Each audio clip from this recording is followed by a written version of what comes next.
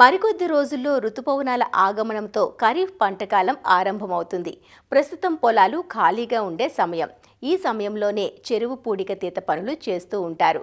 చెరువులు పూడిక తీయగా వచ్చే ఈ మట్టి అనేక పోషకాలను కలిగి ఉండడంతో పంట పొలాల్లో వేస్తే భూమి ఫలదత పెరుగుతుంది. అయితే మనం తోలుకునే చెరువు మట్టి మన భూమికి తగినదై ఉండాలి.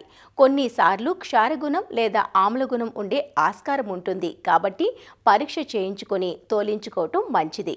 చెరువు మట్టిని పొలాలకు తోలించేటప్పుడు రైతులు దృష్టిలో ఉంచుకోవాల్సిన అంశాలేవో తెలియజేస్తున్నారు ఆచార్య ఎన్జీ రంగా వ్యవసాయ విశ్వవిద్యాలయం ఆముదాల వలస కృషి విజ్ఞాన కేంద్రం సేద్య విభాగం శాస్త్రవేత్త డాక్టర్ కిరణ్ కుమార్.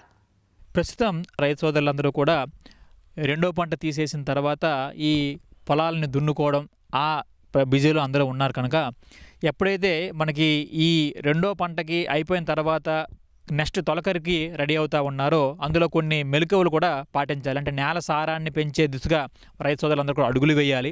ప్రస్తుతం ఏమవుతుందనంటే రాను రాను పసుపు తరిగిపోవడం వలన ఈ గత్తం అనేది తగినంత క్వాంటిటీలో ఇది దొరకకపోవడం చేతన కూడా ఈ పశువుల ఎరువు వాడకం అనేది క్రమేణా తగ్గుతూ వస్తుంది. సో అందుకు గాను ఒక ప్రత్యామ్నాయంగా మనం ఈ చెరువు మట్టిని కూడా వేసుకుంటే మన పొలానికి తోలుకున్నట్టయితే దాంట్లో నేల తాలూకు సారాన్ని ఎంతగానో పెంచవచ్చు. సో అధికంగా పడినటువంటి వర్షాల వల్ల వచ్చినటువంటి నీరు అనేది చెరువుల్లో స్టోర్ అవుతుంది. ఆ స్టోర్ అయినటువంటి నీటిని మనం ఉపయోగించుకుని పంటలు పండించుకోవచ్చు. ఒక ఉపయోగం అయితే రెండవ ఉపయోగం ఏంటంటే వేసవి కాలంలో ఆ చెరువులు అనేవి ఎండిపోవడం వలన ఆ ఎండిపోయినప్పుడు కింద ఉన్నటువంటి అడుగు వరకు కూడా మట్టి అనేది చాలా సారవంతమైన మట్టి.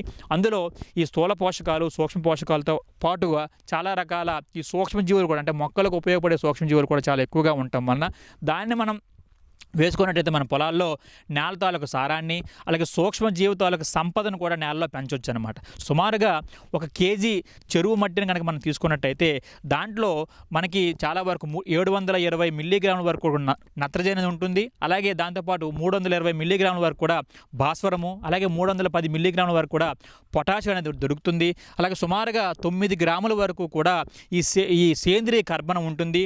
దాంతోపాటు 300 మిల్లీగ్రాముల మైక్రోబియల్ బయోమాస్ కార్బన్ కూడా ఉంటుంది. ఇవన్నీ ఉండటం వలన అది చాలా సారవంతమైన మట్టిగా మనం పరిగణించవచ్చు. కాబట్టి ఆ సారవంతమైనటువంటి చెరువు మట్టిని మనకి వేసవి కాలంలో మన పొలాల్లో వేసుకొని కలిగి దున్నుకున్నట్టయితే నేల తాలూకు సారం అనేది ఎంతగానో పెరుగుతూ ఉంటుంది. సో చెరువు తాలూకా మట్టిని మనం పొలాల్లో వేసుకునేటప్పుడు రైతు సోదరులు ముందుగా ఆ చెరువు మట్టిని కొద్దిగా పరీక్ష జరిపి మనం వేసుకున్నట్టయితే దాని తాలూకా రిజల్ట్స్ అనేవి చాలా బాగా వస్తాయన్నమాట.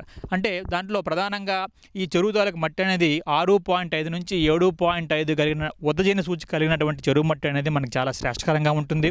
దాంతోపాటుగా లవణాల తాలూకా సాంద్రత అనేది 2 కంటే తక్కువ ఉన్నటువంటి ఆ చెరువు మట్టి అనేది మనకి ఎంతగానో ఉపయోగపడుతూ ఉంటుంది. దాంతోపాటుగానే ఈ చెరువు మట్టిని ఎక్కడైతే మన పొలాల్లో హెచ్చుతగ్గులు అంటే వాళ్ళలో కొద్దిగా తేడా ఉంటుంది. అంటే హెచ్చుతగ్గులు అంటే ఎత్తు పల్లాలు ఉన్నటువంటి నేలల్లో కూడా ఈ చెరువు మట్టిని వేయటం వలన వేసి మనం చదును చేసుకున్నట్టయితే నేల అనేది చక్కగా చదరంగా తయారయ్యి మనం నీరు పెట్టినా కూడా ఎక్కడా కూడా నీరు నిలబడడం కానీ లేదా కొన్ని మెరక ప్రాంతాలు లేకుండా కూడా చదును చేసుకోవడానికి ఆస్కారం ఉంటుంది. కనుక ఈ చెరువు మట్టిని తప్పనిసరిగా రైతు సోదరులు 3 సంవత్సరాలకు ఒకసారైనా కూడా 20 నుంచి 25 ట్రాక్టర్ల వరకు కూడా మనం వేసుకున్నట్టయితే మంచిగా నేల తాలూకు సారాన్ని కూడా పెంపొందించుకోవచ్చు అన్నమాట.